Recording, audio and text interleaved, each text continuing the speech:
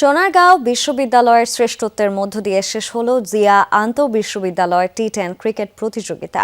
মিরপুরে city club মাঠে ফাইনালে আগে ব্যাট করে হৃদয়ের ২২ বলে ৬৬ রানের ঝোড়ো ইনিংসে ভর করে ৬ উইকেটে ১৭২ রান তোলে সোনারগাঁও।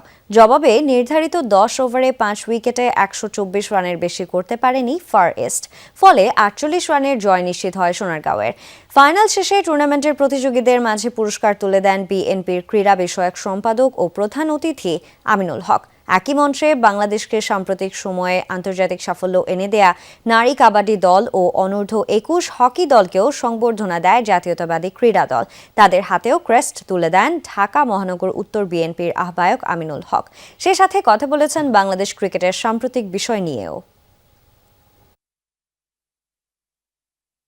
ক্রিকেট আমাদের একটি ঐতিহ্য এবং ক্রিকেটকে কেন্দ্র করে যারাই বিভিন্ন ধরনের নোংরামি করার চেষ্টা করছেন, কিন্তু দিন শেষে কিন্তু আমার ক্রিকেট ক্ষতিগ্রস্ত হচ্ছে। সো আমি আপনাদের মাধ্যমে আমাদের সেই সকল ক্রীড়া সংগঠক, খেলোয়াড়দের সকলকে আহ্বান করব যে আমার খেলাটা যাতে মাঠে চলমান থাকে। যে কোনো ইস্যুতে আমরা হয়তো বা আলোচনার ভিত্তিতে আমরা সমাধান করতে পারবো, কিন্তু আমার কোনো পরিস্থিতিতেই যাতে আমরা খেলা বন্ধ না করি।